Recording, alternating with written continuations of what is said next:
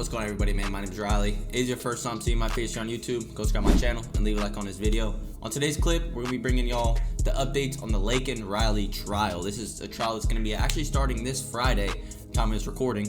And if you don't know what the Laken Riley case is, it's a beautiful young nursing student that was killed actually on the Georgia college campus by an undocumented migrant. This is falling onto the border crisis we have going on in America right now, and we're just going to bring all this updates and see what's really happening. Let's go.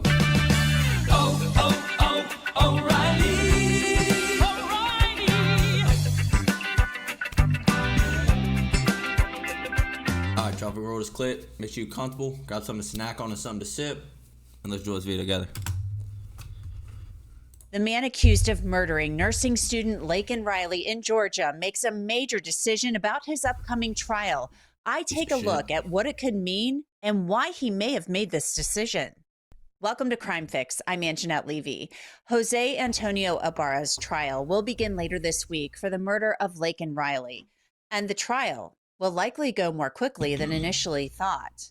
I'll tell you why in a bit with Georgia attorney Phil Holloway. He's going to join me. But first, I want to give you a little bit of background on the case and how we got to this point. Laken Riley was a vibrant 22-year-old nursing student who went out for a run last February on the University of Georgia campus in Athens. She didn't come back. Riley's roommate knew that something was wrong when she didn't return. She had simply been gone too long. It wasn't like her to not return from her run after a certain amount of time. Within 30 minutes, police found Laken Riley's body in a wooded area. She didn't have a pulse, so an officer started CPR. UGA police launched a search for a killer. It was the school's first homicide investigation on campus in nearly 30 years. Police Chief Jeffrey Clark said video from campus security cameras led them to Jose Antonio Ibarra, a 26-year-old man in the country illegally from Venezuela. Ibarra was living at an apartment building in Athens. Investigation suggests that they had no relationship.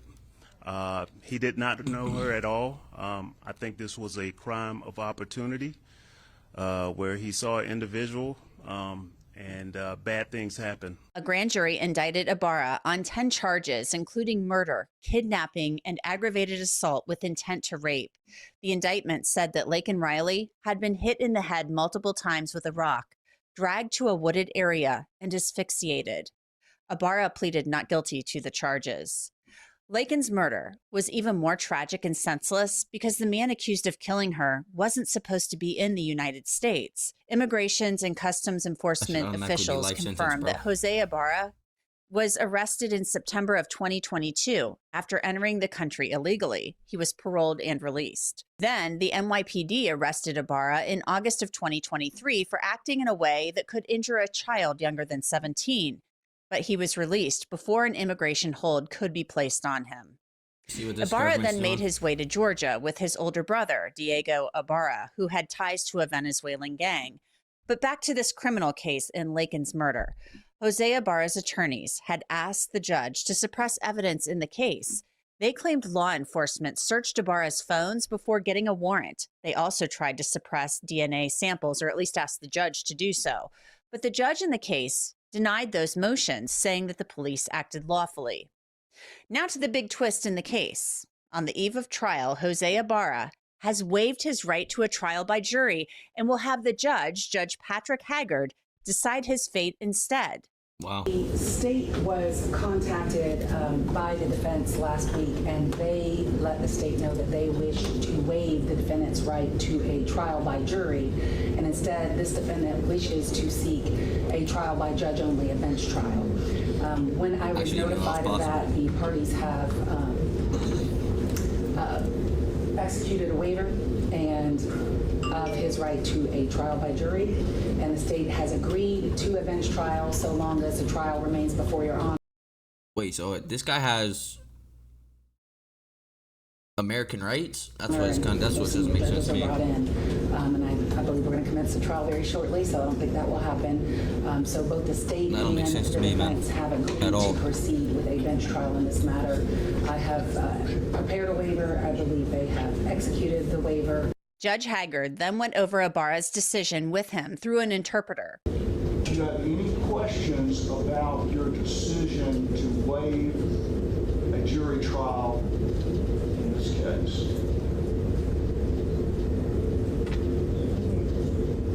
No questions. Have you had enough time to talk to your lawyers about that? Yes, Your Honor. And do you understand that if I grant this request, it cannot be revoked by you going forward?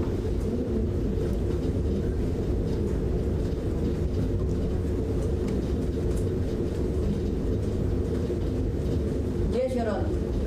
Yes, Your Honor. Yes, Your Honor. Mr. Kirby, let me ask you on the record, have you had sufficient time to go over this waiver with your client? I have, Judge. And can you say collectively, you and the other defense counsel, are you all in agreement with your client's decision to make this election? We are, Judge. Phil Holloway is a former assistant district attorney in Cobb County, and he has been following the Laken Riley case very closely. So, Phil, I'm interested in your thoughts about why Jose Ibarra would opt for a bench trial rather than a trial by jury. This is going to be a judge who knows the law front and back, deciding his fate. Yeah, great to be with you guys as always. Look, it's a very strange and bizarre decision that he made. I don't know why he made it, because honestly, I can't think of any tactical or strategic advantage. I have seen it in cases where maybe a prosecutor agrees to take maybe the death penalty off the table. And so you basically just have it's like a slow plea of guilty or a bench trial so that everybody can just move on to the appeal. But in this case, the only shot that Ibarra would have had, in my view, was like a Hail Mary pass, hoping that maybe one juror might hang the jury in the event of an indecision, and they might have to do it again. But look, why give up your Hail Mary, your only shot? Why give that only shot up if you get nothing in exchange for it? So it's a very perplexing and bizarre decision. I don't really see much of an advantage, if any. Yeah, you would think that maybe his attorneys would want to roll the dice with a jury of 12 rather than, somebody who's been on the bench and who knows the law. That's what I don't quite understand about it, especially on the eve of trial. Jury selection was supposed to start on Wednesday, and so now this bench trial is going to start on Friday. Yeah, I mean, the prosecutor's the only one that gets a big advantage out of it because, to your point, they only have to prove his guilt now to one individual. I usually say one person wearing a robe, but the judges in Athens, Clark County don't ever wear robes. But look, this is a legal professional. You've got to prove guilt to that man beyond a reasonable doubt, but you don't have to prove it to 12 citizens. So I think the advantage goes to the prosecutor there on the law. But as a practical matter, their job is now much easier because they can streamline their evidentiary presentation in very significant ways so that they can get right down to the issues. You don't have opening statements. You don't have charge conferences. You don't have jury charges. You don't have a lot of the predicate things that go along with even some of the expert witnesses. So a lot of this can be tried by stipulation, which makes the prosecutor's job much easier. And it's going to go a lot more quickly because of all of the things you just mentioned. No jury selection. The judge is probably going to say, let's just get this going and get to the point. You don't need to go through all of these other things. One thing, the police chief Clark, when this arrest was made, said that they basically had a solid case, that the evidence was very compelling. But his attorneys, Ibarra's defense attorneys, have challenged some of that evidence. They've called into question the DNA evidence in this case. We know that the police chief had said there was security footage, and that's how they tracked Ibarra back to his apartment. How do you see that playing out? Some of the challenges to the DNA evidence and other evidence in the case. Yeah, well, the judge has ruled all that stuff is coming in. Look, the police chief's right. They actually have him on video tossing, the shirt contaminated with mixed DNA all over it. They got him tossing that in a like a dumpster near a convenience store, very close to where the crime is said to have occurred. And, when you add all of the circumstantial evidence on top of the physical evidence and, of course, the scientific evidence, the case against him is quite overwhelming. I have sources there that have told me a lot about it, and I've got no doubt in my mind that he's on a fast track now to a Georgia prison where he will most likely spend the rest of his life. The issue of deportation notwithstanding, because I don't think he's ever going to get to the point of being able to be deported. Is there anything you can share with us about the evidence in the case aside from what you just did? You said you have sources there on the ground. Yeah, there's not really a lot I'm at liberty to discuss right now, but suffice it to say, I always keep an open mind, and I always say, look, there's no trial that can't be won or lost by either side, depending, no matter how strong the evidence might be. But when you take the jury out of that equation, the opportunities, if you will, for a prosecutor's train to run off the tracks, those opportunities by and large disappear. So definitely advantage to the state. I want to go back to the deportation issue that you just brought up. I mean, this has been a very contentious case. It's a tragic, sad case. Jose Ibarra was in the country illegally. He came here from Venezuela. He had, I think, been detained and then released at some point in 2022. And Laken Riley went out for a run one day and didn't come home. I mean, within a short amount of time, the prosecution says her life was taken. This has become a hot button issue down there in Georgia, her murder. If he is sentenced to life in prison, if he is convicted, you're not deported until after you serve your sentence. So if he were to get life in prison, he is going to die in a Georgia prison, as you just said. But if he were to get anything less than that, he wouldn't be deported until after he served his sentence. So that would be years and years and years, decades down the road. This has been, though, talk to me about how this has impacted that community down there, because this was a young woman with her whole life ahead of her, and it was snuffed out in a matter of moments. Yeah, so this case, obviously, it's permeated the national political conversation, but even on the local level, the now outgoing district attorney Gonzalez, some would refer to her as a Soros-type DA, someone who has, let's just say, a very different view on the criminal justice system. She came to office at the beginning having been an entertainment lawyer, and her track record on winning jury trials is abysmal, almost like zero or very much next to it in her term in office. So what happened in the general election, there was a write-in candidate that beat her, and he beat her handily.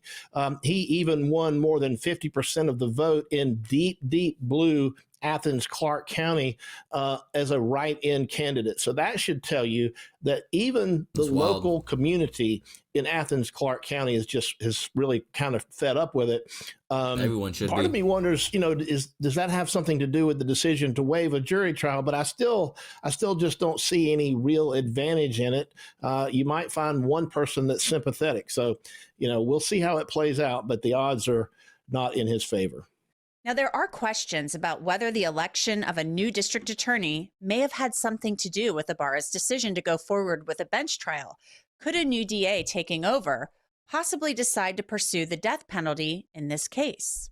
That was a theory that I came up with. I actually did a live stream on my YouTube show this morning about it, Inside the Law. And I said, look, it's theoretically possible for the new DA to, if the case were to get continued, for example, which is what the defendant had been asking for, if the case were to get continued, it's theoretically conceivable that a new DA might do a superseding indictment, maybe change the charges around, maybe seek the death penalty. But I think getting to that point would have been very, very difficult. Maybe that had something to do with their calculus. We don't know, but we know that in the future, at some point, when there's a motion for new trial and the defense, the appellate defense team is going to look at whether or not there was ineffective assistance of counsel, I'm not saying that this is ineffective. I'm just saying the defense always has to look at that on appeal. These trial attorneys will testify, and they will testify under oath, and they will state their reasons. And I'm sure it's a tactical one, but we just don't know what it is. They will explain it on the record for the Court of Appeals, or in this case, the Georgia Supreme Court, since that's where all murder cases go right out of the gate. We will know what their reasoning was, but it's probably going to be a few years from now.